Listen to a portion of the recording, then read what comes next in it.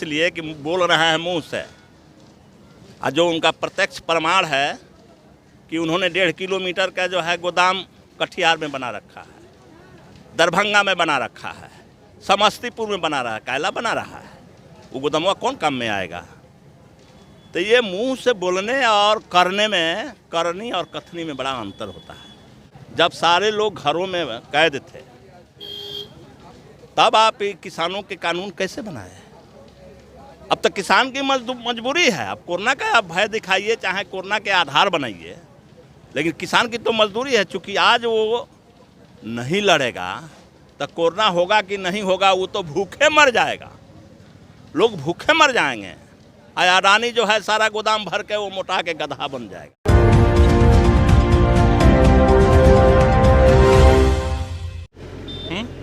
ठीक है। नमस्कार, मैं आशुतोष कुमार। इस वक्त हम पटना में हैं और पटना में जो किसान आंदोलन है, जो जहां तक देखा जा रहा है दिल्ली और हरियाणा के बॉर्डर और पंजाब में ज़्यादा सीमित है, लेकिन अब जो बिहार है, बिहार के भी विभिन्न जिलों में अनिश्चितकालीन धरना अब दिया जा रहा है। और यहाँ पर जो भाकपा माले है, जो लेफ्ट की पार्टी, जो विपक्ष दल है, उसके प्रमुख नेता भी आ रहे हैं और संबोधन कर रहे हैं। और जो लोग हैं वो लगातार पूरी रात और 2 दिनों से लगातार बैठ रहे हैं और आगे भी इसको जारी करने की बातचीत चल रही है। हमारे साथ इस वक्त दरौली विधानसभा के सत्यदेव राम जी हैं और आपने अभी स्पीच दिया और आपने कहा कि जो हिटलर शाही नहीं चली तो मोदी शाही भी नहीं चलेगी। लेकिन ये जो आंदोलन है 1.25 महीने से ऊपर का हो गया। पूरे देश भर के किसान जो दिल्ली में आप देख रहे हैं जिस प्रकार से लगे हुए हैं, पंजाब के किसान लगे हुए हैं, लेकिन इसका निष्कर्ष नहीं निकल पा रहा है कई मीटिंग के बाद। इसके पीछे क्या कारण आपको लग रहा है? सबसे पहले आपके इस चैनल के माध्यम से दिल्ली में 45 दिनों से संघर्षरत किसानों को सलाम करता हूं कि आपने भगत सिंह के उस विरासत को याद कर लिया है और उनके विरासत को बचाने के लिए आंदोलन में कूद पड़ा है। तो उनको बार बार मैं सलाम करता हूं। बात जहां तक है कि ये मोदी सरकार है और ये मोदी सरकार, हमने कोई अनायास हिटलर का नाम नहीं लिया। ये उन्हीं के वंशज हैं, उन्हीं के रास्ते पर चलने वाले लोग। मुसोलिनी के दर्शन है और उस दर्शन हिटलर का दर्शन था, तानाशाही का दर्शन था। नहीं तो आज 45 दिनों से देश का किसान एक सवाल पर संघर्ष कर रहा है और अभी तक मोदी जी ने उन किसानों से बात तक नहीं किया। तो यह हिटलरशाही नहीं है तो और क्या है?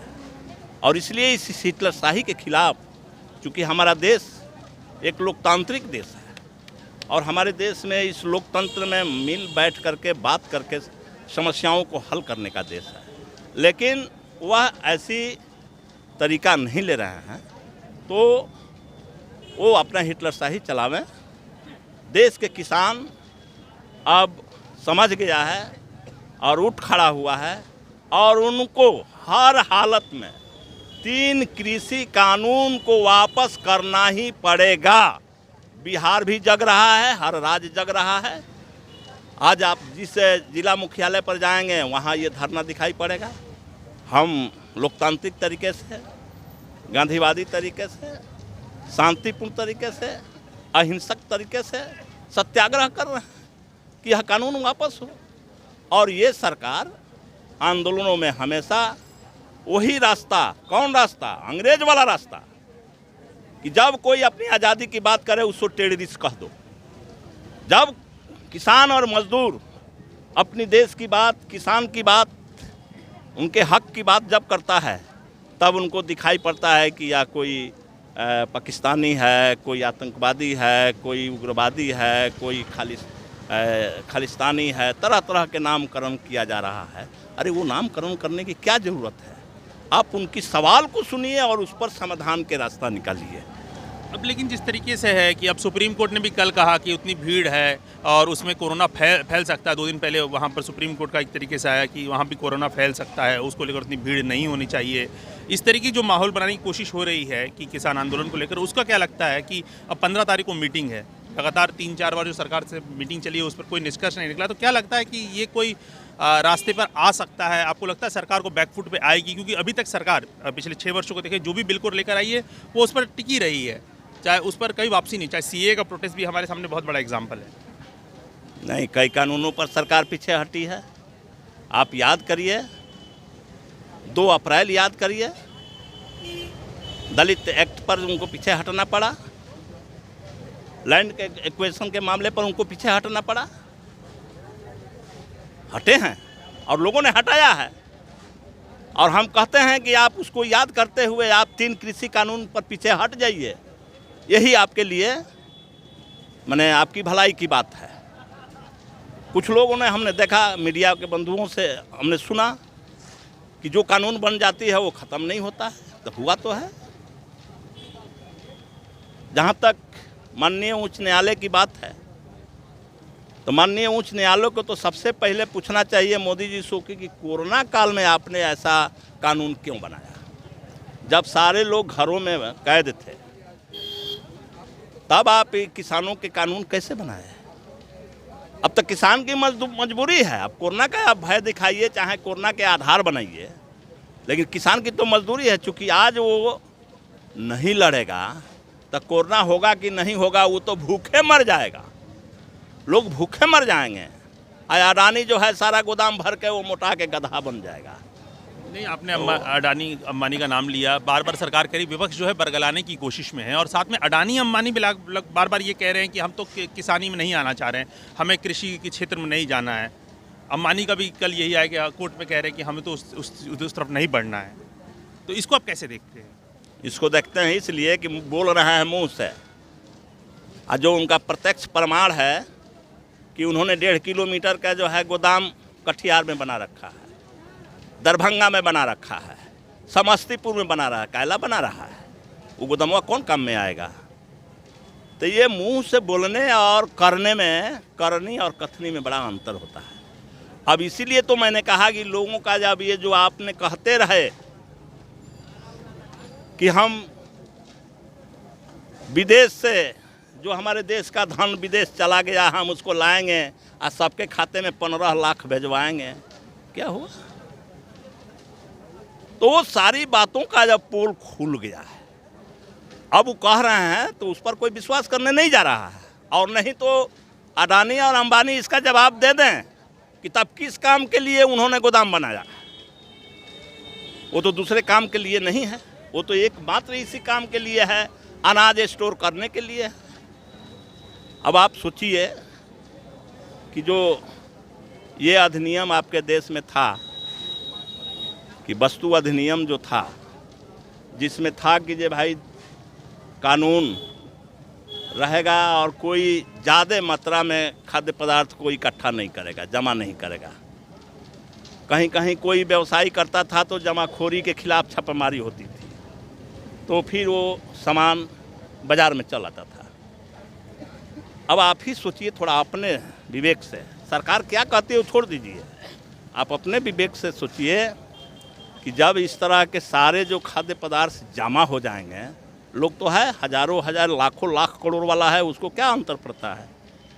और 1.5 किलोमीटर के गोदाम में भर देगा तो बाज़ार में सामान रहेगा। और जब बाज़ार में सामान नहीं रहता है तो उसका मूल्य बढ़ता है, और जब मूल्य बढ़ेगा तो महंगा होगा, तब पूंजीपति अपना सामान निकालेगा और वो महंगा में बेचेगा। कौन कहता है कि ये किसान के पक्ष में है? किस तरह से है? आओ मेरे सामने, मैं उसको समझाने के लिए यहाँ बैठा हूँ। ये तो सबको गुलाम बनाने का है ना। सब माल गोदाम में रहेगा तो आपको मिलवे नहीं करेगा, सिपाही लोगों को नहीं मिलेगा। दरोगा जी जाएंगे तो आप भले ढेर पैसा कमाए होंगे तो दे देंगे, लेकिन उनको भी जेब खाली हो जाएगा। यह एक बड़ा सवाल है, उन लोगों के बात को आप लोग नोटिस मत लीजिए। नहीं, एक और बड़ी चीज़ है कि किसान की परिस्थिति देखी जाए तो इससे, इस बिल से पहले भी जो किसान है, चाहे महाराष्ट्र के किसान हो चाहे बिहार के किसान हो, उनकी परिस्थिति वैसी बेहतर तो नहीं थी। आत्महत्या के मामले आंकड़े जो बहुत साल से नहीं आए, आत्महत्या तो लगातार हो रही थी, किसान पहले भी उनकी फसल को लेकर सही कीमत नहीं मिल रही थी। तो क्या लगता है कि इस बिल को 1% भी मौका नहीं देना चाहिए? और अगर कोई बिल लेकर आए हैं, क्योंकि पहले भी परिस्थिति किसानों की जो देश भर में है उतनी बेहतर तो नहीं रही। नहीं, ये तो शुरू से बात है। हम नहीं कह रहे हैं कि ये मोदी जी आए हैं तब ऐसे हुई है। लेकिन मोदी जी को लाया किस लिए गया? इसीलिए लाया गया कि इस घाव पर मलहम लगाएंगे। लेकिन मोदी जी ने तो आकर के उस पर नमक और मिर्च छिड़कने लगे। ये सबसे खास बात है ना कि इन्होंने नमक छिड़कना शुरू कर दिया, तो कराह करके मरेगा ही। इसमें हम नहीं कह रहे हैं कि मोदी जी आए तभी यह परिस्थिति आई है, हम नहीं कह रहे हैं। लेकिन इन्होंने जो नमक छिड़कना शुरू कर दिया है और जो किसान दर्दित हो गया है, अब उसके मरने के अलावा कोई रास्ता नहीं बचा है। ये उनकी गलती है और वो एक भी पॉइंट पर उनके पास तर्क नहीं है। जिस तरह से अंग्रेज़ों ने बिल लाया था, तो उसका नामकरण जानते हैं क्या किया था? Public safety bill. वो जानते हैं क्या था? वो था पब्लिक एंटी बिल। इसी बात को भगत सिंह को जानकारी हो गई कि ये तो पब्लिक एंटी बिल है, तो देश को जनता के हम कैसे बतावेंगे? क्योंकि उस समय तो इतनी मीडिया नहीं थी। जो मीडिया थी वो सरकार के ही पास थी, उसके हाथ में थी। और आज की भी मीडिया जो है सरकार के हाथ में। तो हम लोग धरना प्रदर्शन कर रहे हैं। तो ये जो 3 कृषि कानून है, ठीक उसी के पैटर्न पर है और उसी तरह के लॉजिक दिया जा रहा है। भगत सिंह ने वो बिना स्पिंडल के बम जो मारा था असेंबली में, इसीलिए कि हम ये मारेंगे, कोई मरेगा भी नहीं और हम गिरफ्तारी दे करके देश के जनता को बताएंगे। और उन्होंने ऐसा ही किया, गिरफ्तार हो गया और बता दिया देश के जनता को। देश की जनता लड़ने लगी उसके खिलाफ। आज उसी तरह के यह कानून आई है। अब है कि आज थोड़ा साधन है, अब मीडिया से थोड़ा सा तकलीफ है, क्योंकि इस लोकतंत्र के 4 जो स्तंभ है ना, न्यायपालिका, कार्यपालिका, विधायिका और मीडिया। मीडिया स्वतंत्र है इसी बात के लिए, जनता की आवाज़ को बुलंद करने के लिए। लेकिन हम देख रहे हैं कि कहीं कहीं सरकार की आवाज़ बुलंद करने में लगी है। नहीं, ये मीडिया का फर्ज नहीं है। सही बात को जनता के सामने परोसने का काम है। और मीडिया से हमारी यही अपील है कि आज जनता की आवाज़ को, देश के बचाने को, किसान को बचाने को, कृषि को बचाने को लिए आवाज़ बुलंद करें। हम यही अपील करते हैं। हमारा आखिरी सवाल है कि अब विधानसभा सत्र की फिर से शुरुआत होने वाली है। आप खुद विधायक हैं। नीतीश कुमार जी ने एक तरीके से पूरे बिल का समर्थन दे दिया है और कह रहे हैं एक तरीके से बिहार का ही मॉडल है जो केंद्र लागू करने जा रहा है। 2006 में जिस तरीके से बदलाव लाया गया, अब आपको क्या लगता है, आप लोग किस तरीके का काम विधानसभा में करेंगे? किस तरीके से वहाँ पर, क्या आपकी कोई नीति है, रणनीति है नीतीश कुमार के जो सरकार को घेरने की? सबसे पहले आपके चैनल के माध्यम से माननीय मुख्यमंत्री जी से हम आग्रह करेंगे कि मुख्यमंत्री जी, आप तत्काल विधानसभा का स्पेशल सत्र बुलाइए और उसमें एक आप बहस भी कर लीजिए। और किसानों के ये खिलाफ जो 3 कृषि कानून है, इसकी वापसी के एक सर्वसम्मति प्रस्ताव केंद्र सरकार को भेजिए। हम सब लोग आपके साथ हैं हर परिस्थिति में, ये मेरा अपील है। और जहाँ तक वो कह रहे हैं, तो कहेंगे क्या? जब एनडीए में हैं और एनडीए यह काम कर रहा है तो दूसरा क्या कहेंगे? वो एनडीए से अलग होते तो करते। एक समय में हम लोगों ने सीए के खिलाफ बहुत प्रेशर किया, तो एक प्रस्ताव गया, फिर फरवरी में चलेगा विधानसभा। हम फिर सरकार को प्रेशराइज करेंगे। हम इसके लिए काफ़ी आंदोलन करेंगे, बाहर भी करेंगे, अंदर भी करेंगे और मांग करेंगे कि आप स्पेशल आप ये सर्वसम्मति से एक प्रस्ताव पास करिए और केंद्र सरकार को भेजिए कि 3 कृषि कानून को वापस किया जाए। और तब किसानों से आप राय विचार विमर्श करके जो कानून आपको बनानी है बनाइए। लेकिन आपने तो किसी से पूछा नहीं, जाना नहीं, समझा नहीं। किसानों ने अपना कोई राय नहीं दिया कि कृषि में हमारी क्या कठिनाई है, क्या परेशानी है, क्या मुनाफा है, क्या घाटा है। ये कोई बात आप किसानों से जाने नहीं और आपने कानून बना दिया। अरे भाई कोई शादी नहीं करना चाहता है तो ज़बरदस्ती उसके माथे पर लड़की क्यों बैठा दे रहा है? वो तो टूटबे करेगा ना शादी। इसलिए हम समझते हैं कि हम लोग यही काम करेंगे। हम समझे हैं 3 कृषि कानून को, ये है किसान विरोधी, मजदूर विरोधी। किसान विरोधी थोड़ा कम है, मजदूर विरोधी ज़्यादा है। सब अनाजवा वो खरीद के स्टोर कर लेगा।